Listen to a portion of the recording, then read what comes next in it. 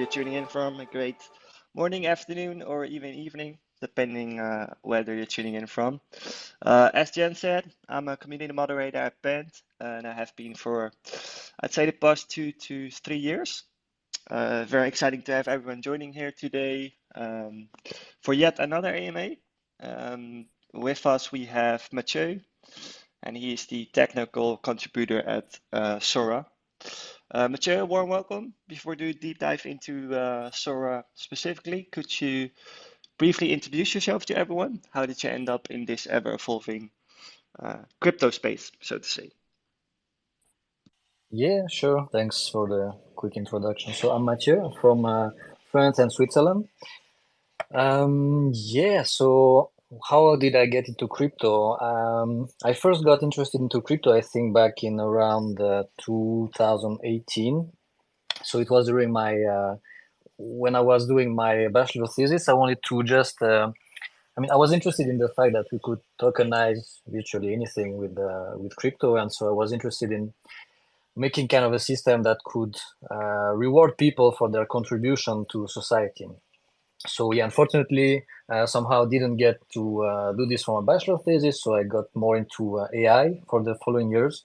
And then for my master's thesis, in the end, I got to mix both of them, so AI and blockchain. And so there I was interested in how could we use artificial intelligence and more precisely reinforcement learning to kind of optimize tokenomics of an ecosystem to foster the ecosystem growth.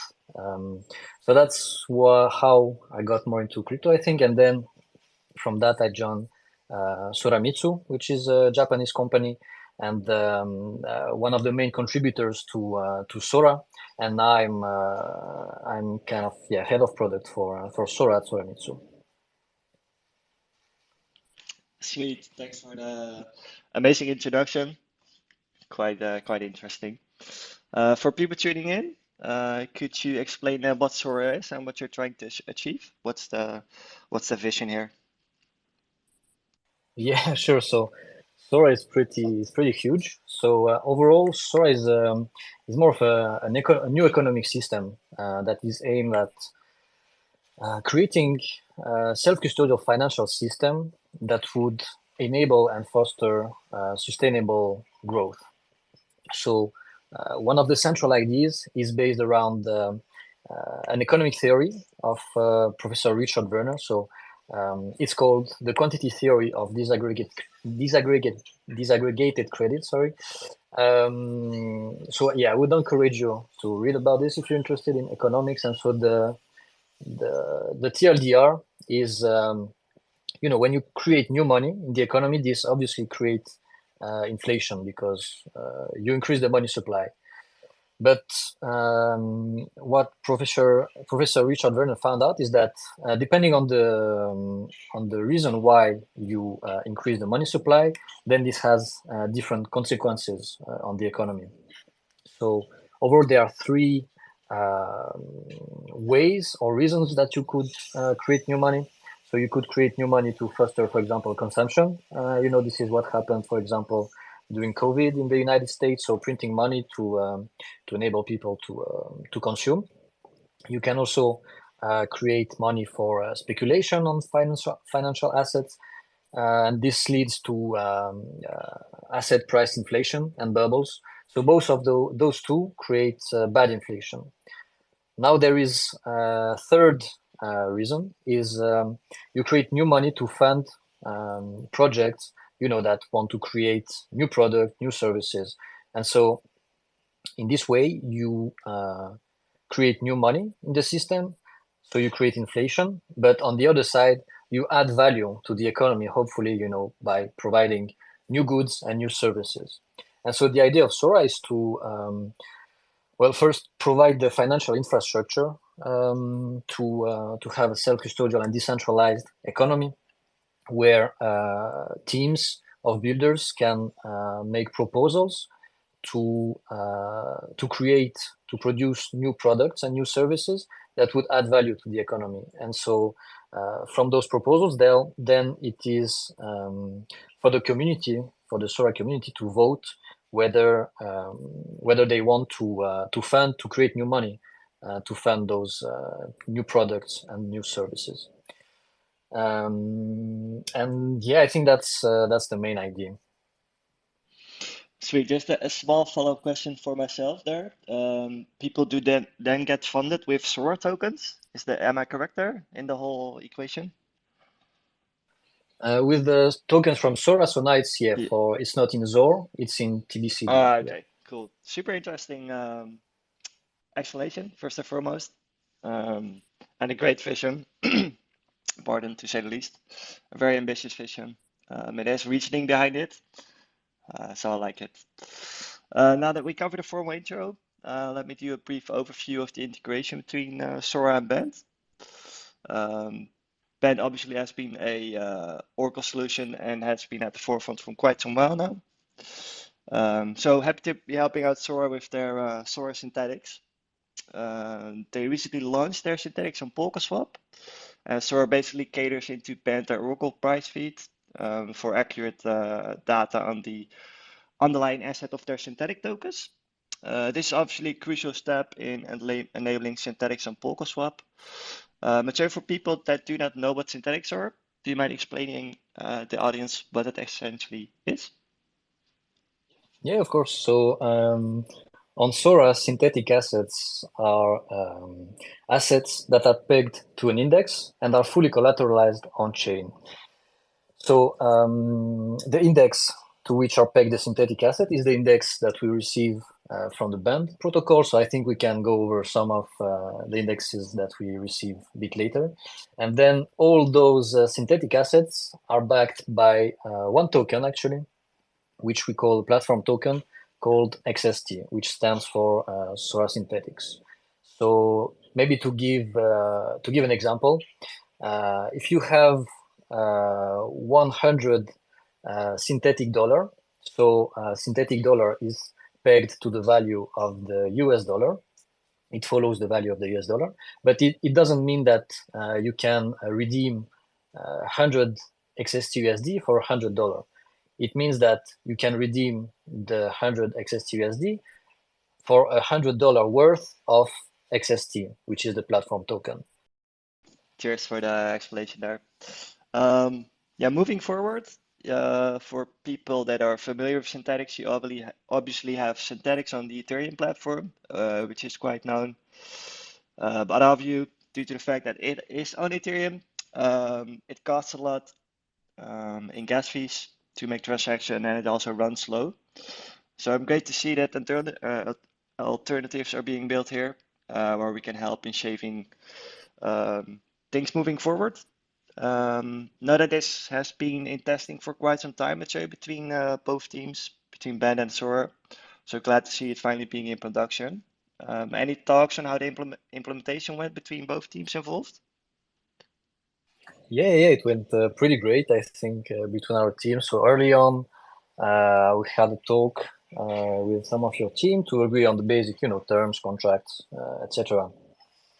And then the team provided us all the details of implementation that we should do on our side to support and receive the Oracle feed, and then back and forth communication, very friendly, very easily. I think so. This really helped streamline the implementation, fix some issues. So obviously we all doing new technology, so we cannot get everything perfect right from the start, but thanks to both teams, I guess we managed to do this pretty well.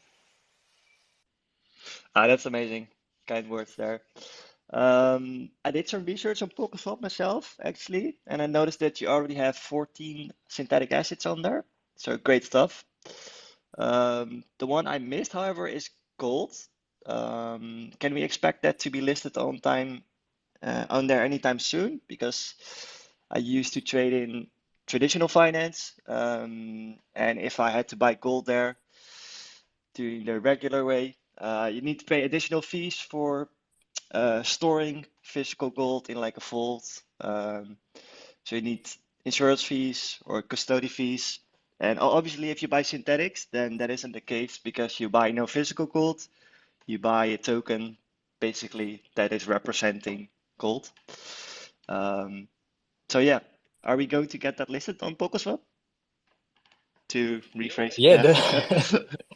definitely. Actually, yeah, that's strange that you didn't see it because synthetic gold. So on Sora, it's called XSTXAU. So it's the index that we receive, XAU.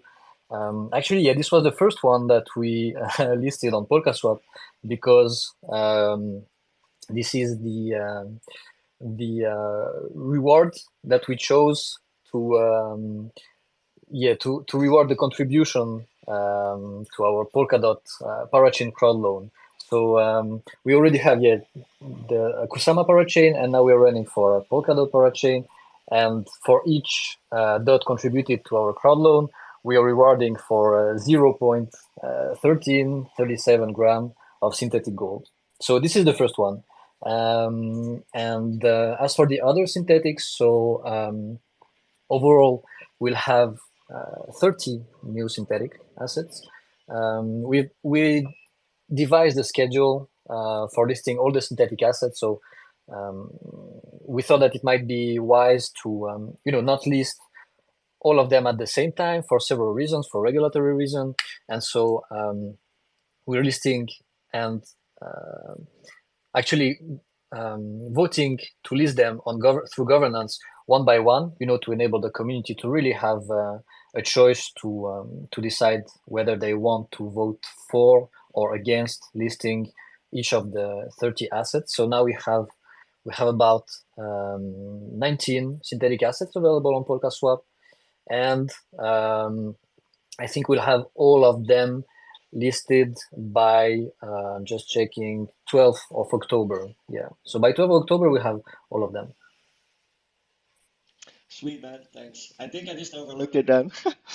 Um, my bad.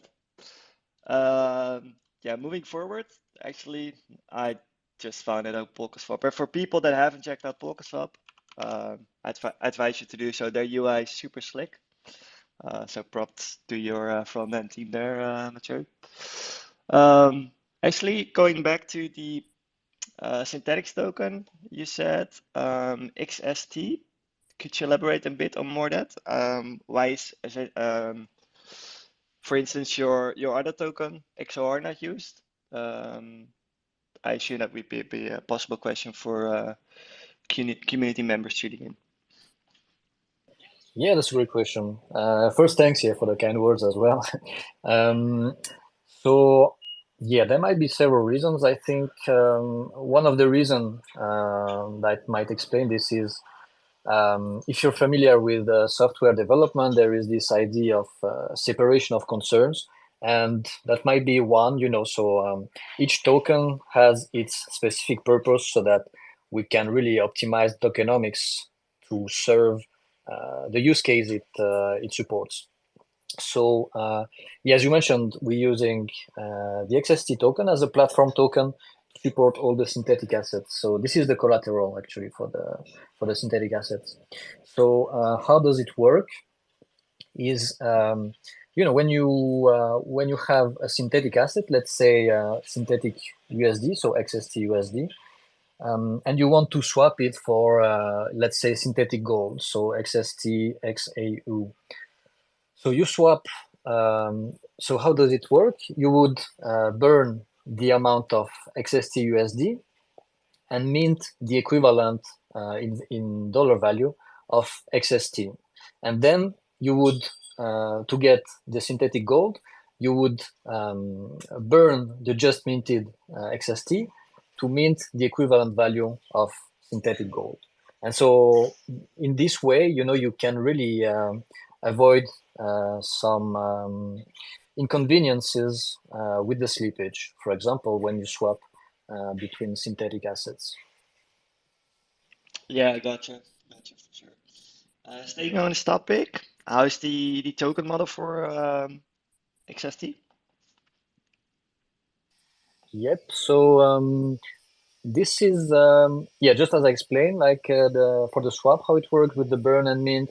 Furthermore, in Sora we have buyback and burn mechanism. So depending on for each transaction, you pay a transaction fee, and the fee that you pay partly goes to liquidity providers of the swap assets that is involved, and part of this also goes towards buying back and burning some other tokens. So previously we had 10% of remit of VAL and PSwap that went to fund development, and now we just redirected this remit, instead of going to fund development, to buy back and burn XST. Also, we have strategic rewards distributed to liquidity providers on liquidity pools to incentivize, obviously, providing liquidity, and for strategic liquidity pools that are really crucial, to the network, we have doubled the strategic reward for that. And so, as you might guess, the ZOR XST liquidity pool is really crucial because, yes, as we just discussed, you can easily swap between synthetic tokens. So between, for example, XST USD, burning, minting XST, and then burning and minting XST XAU. But if you want to get out of the realm of the synthetics, so you need a way out, and this is the ZOR XST liquidity pool is what enables this, and so that's one reason why we think it's important, to doubly incentivize providing liquidity there. Yeah, I could agree more. Liquidity is actually key in those aspects. But overall, I heard some great things there. Thanks for the in-depth explanation. Moving forward, actually, now that we have been in a trembling bear market, you could say, for quite some time now. What is SORA actually currently working on, looking ahead? Noticed on my Twitter timeline that you guys had a SORA card. Perhaps you could, tell everyone tuning in something about that. Looked pretty cool from my personal opinion.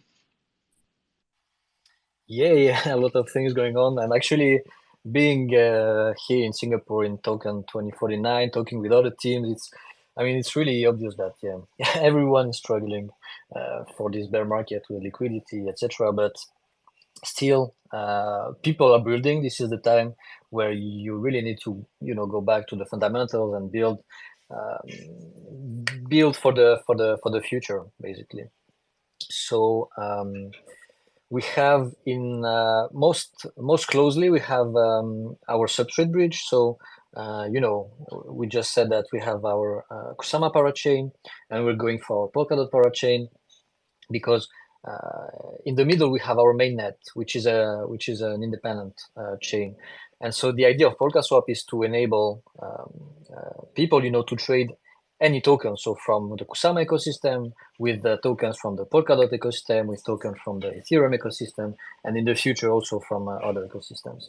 So now we already have a bridge with Ethereum. We have our Kusama parachain, and we need a bridge between our mainnet and our Kusama parachain to enable transfer tokens to flow from the Kusama ecosystem to the SORA mainnet. So, and in the future, the same thing with the Polkadot ecosystem assets. So this is what we are mostly focused on now that we released the SORA Synthetics. Just to go over the other things related directly to development in the blockchain. So we heavily working on an on-chain order book, and also we just got a proposal from a community member to implement what is called Kensetsu. So it's like a lending platform similar to MakerDAO. And so about SORA cards, really a really exciting thing. We released phase 1 of SORA card last month. So for those who are not familiar yet with SORA card, so SORA card is just a debit card that would enable you to hold your assets in crypto, so in a self-custodial way, and being able to pay at any store, like you're using a regular debit card. And so when you would pay in fiat currency, then your crypto would automatically get converted to fiat. And so in this way, you could just hold your money or your assets in a self-custodial way and just spend convert the right amount on fiat. So we just released phase one last month, yeah, to enable you to register, get your bank account. So we're working with partners on this, and now we're heading over to phase two to implement this actual seamless conversion between crypto and fiat, and send physical card to the users. But we also have virtual cards, so you'll be able to pay with Apple Pay, with Google Pay, etc. Sweet, man. Love to see all the progress going forward. And as you said, obviously, during bear markets, we focus on what we're good at. Moving on to another topic. Seeing as you have quite, yeah, some things going on, how do you ensure security and decentralization in the SORA network, especially in the context of actually DeFi applications? What measures do you have in place to ensure those uh, yeah, parameters with all the bridge hacks and whatnot the last few, I'd say 6 months? I think this is yeah, top of mind question for me. Yeah, decentralization, security is really crucial aspects of our approach actually. So yeah, there are several things. So first, about decentralization, yeah, we need to ensure that we have a strong community. SORAMITSU is one of the main contributors to SORA, but we're definitely not the only ones. So we have other teams building on it. We have people participating in the governance, in voting, for proposals. We have our dear validators, who ensure that the blockchain is actually running in a decentralized way. So we're trying to, overall um, get a really good relationship between all the actors within Sora. And for the aspect of security, so yeah, obviously we need to go through security audits to monitor ourselves, how the system is running. So we have a team also dedicated to monitor, how the system is working, how the blocks are producing, how is the load on the system overall. So yeah, I think those are the main points. Sweet. Thank you, Mathieu. I heard you bring up governance. Obviously, governance is a crucial aspect on many blockchains. Could you perhaps tell something about that? How does Sora handle governance? How can people or token holders can participate? Um, yeah, I'd love to hear something about that. Yeah, sure. So currently on Sora, we have the governance model provided by the technology that we use, substrate provided by Parity. So we have the well-known governance bodies, like the council, the technical committee, and then the votes can go through the referenda. So this is how it goes now. So in the end, any community member can propose some action to be voted on. But in the end, because this system mainly is mainly based, on the amount of token that you have. So we already have the plan of the governance system that we want to implement. So yeah, I don't think we can have the time to go over deeply in it, but there is an article actually on our Medium. So it's about the Sora Parliament.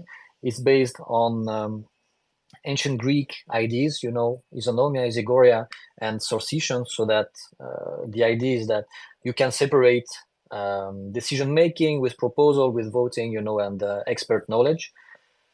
But this is, yeah, I think this is something that we'll see in the midterm, because for now, obviously, we are focused more on the DeFi tools that we discussed so far. Sweet. work in progress, as we say. Yeah. Yeah, exactly. So you mentioned something about token holders there and the governance. Thanks. But how's your token XOR used in the broader ecosystem within Sora?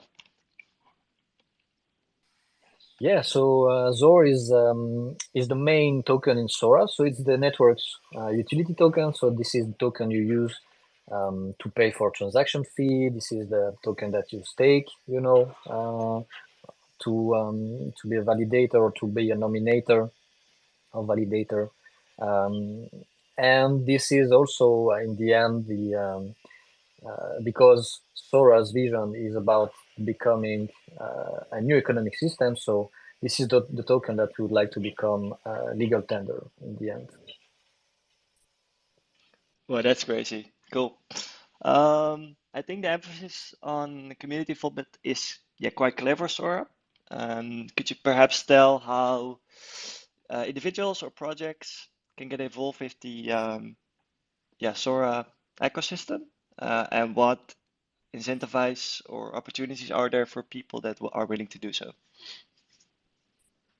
Yeah, sure. So there are several things. So maybe one of the first most forward ways is that we have an RFP system, so you can just get to our one of our GitHub repositories. So you have a template where you can explain, go over, all the points of a proposal that you have to implement on Sora, and then based on that, the community will investigate, and this really ties to the idea that we mentioned in the beginning, to fund new projects, new products, new services to be built on Sora.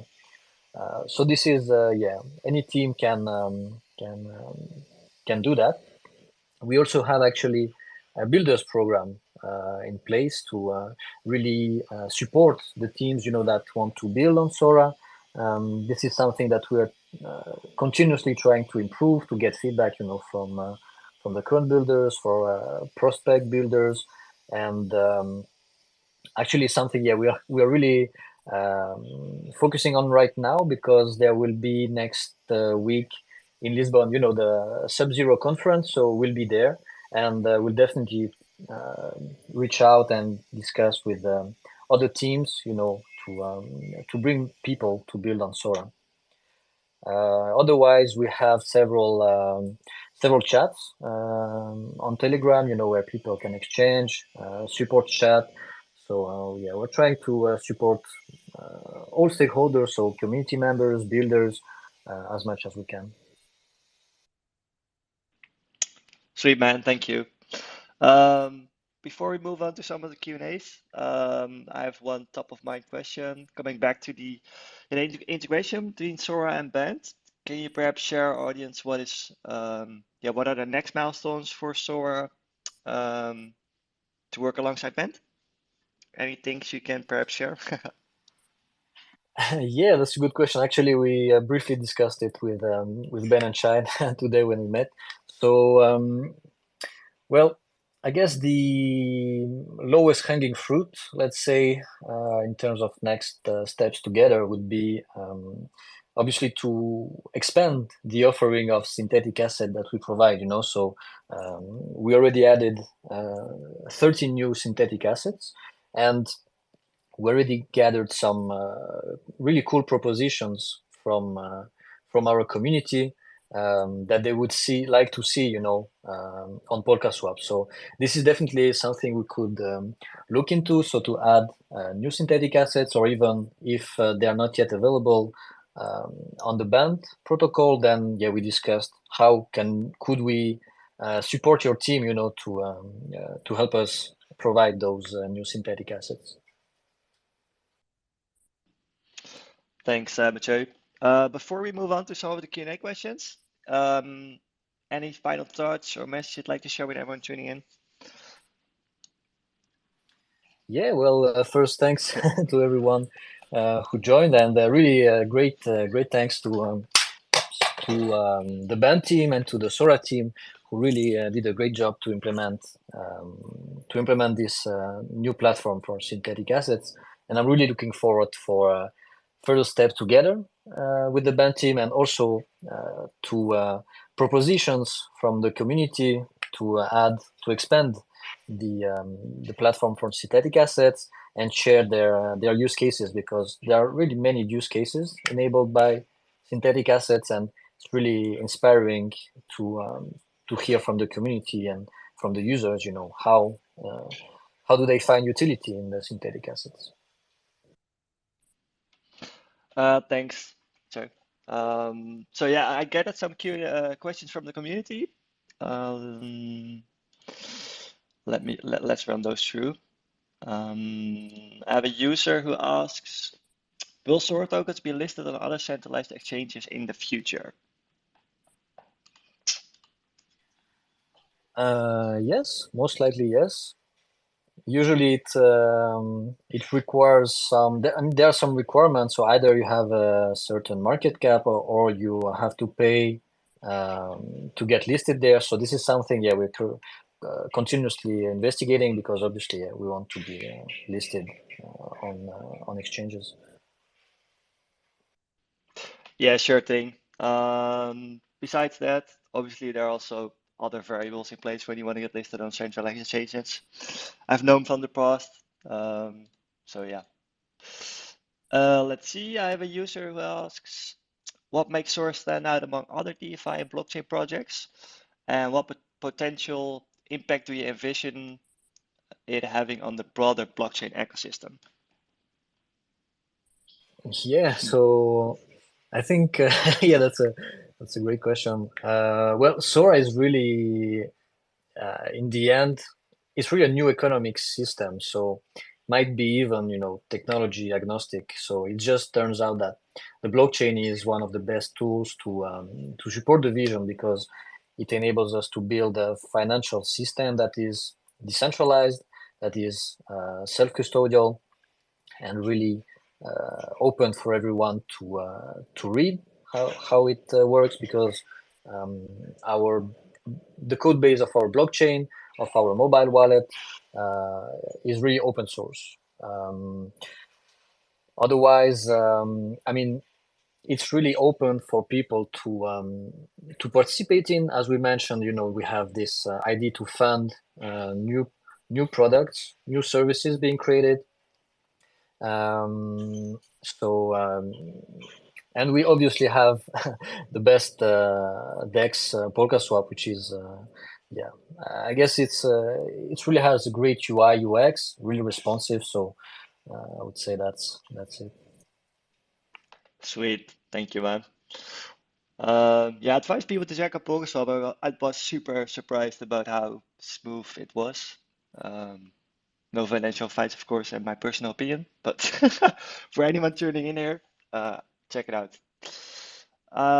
Okay, my last question before we can move on to perhaps some questions from people tuning in. I have a user who asks, is the new XOR fee structure a concern in regards to encouraging people to make swaps? I'm not sure I got the question. Sorry. He asks, there's a new fee structure for XOR, and he asks if it is a concern in regards to encouraging people to make swaps. I assume on Mm, PokerSwap. I see. I think this is linked to the recent maybe increase in fee that the community voted on. So it's really yeah, measure taken by our council, one of the governance bodies in Sora, to deal with the current situation, current bear market, and everything that is going on. And obviously, we need to ensure that the network stays in good health, and also that validators are is still attractive for validators, to to be validated on the Sora network. Gotcha. I think we covered most of the questions. So for everyone tuning in right now, if you have a question to ask, um, you can ask to become a speaker, and we can gladly answer your question. Yeah, hi. Thanks for having me. It's like Hi, man. Yeah, hi. I appreciate you guys a lot. I just want to know if you would have on like a burn a system on a server network, a token burn, a system in order to like have a cap. Yeah, actually, as we discussed, we already have burn mechanism. So for each transaction that is made, part of the fee is used to go buy back and burn the token. Okay, thanks so much. Just to complete, so maybe, yeah, we just recently also released a completely new wiki, dedicated to Sora. So this is where we really want to go deep and broad about everything Sora. So you can just check in. It's like wiki.sora.org, and then there you have several sections. And I mean, obviously, it's Sora is huge, and so it's still in progress, and we're really open to contributions from anyone who wants to help. And there we have sections about you know, the Sora economy. So what is it based on? The tokenomics. So tokenomics for the token bonding curve for all the different tokens that we have in the network. We also have some more details about the Sora governance that we briefly touched upon. We have a section about the ecosystem, our future plans, different products, and so overall, different section for newcomers, section for people who are more well versed into Sora and who want to be more involved, for example, in the governance. We also building a section for builders, to go more technical there if people want to contribute somehow to the Sora network. And yeah, we are trying to constantly improve this. So we are really open to impressions and feedback from the readers.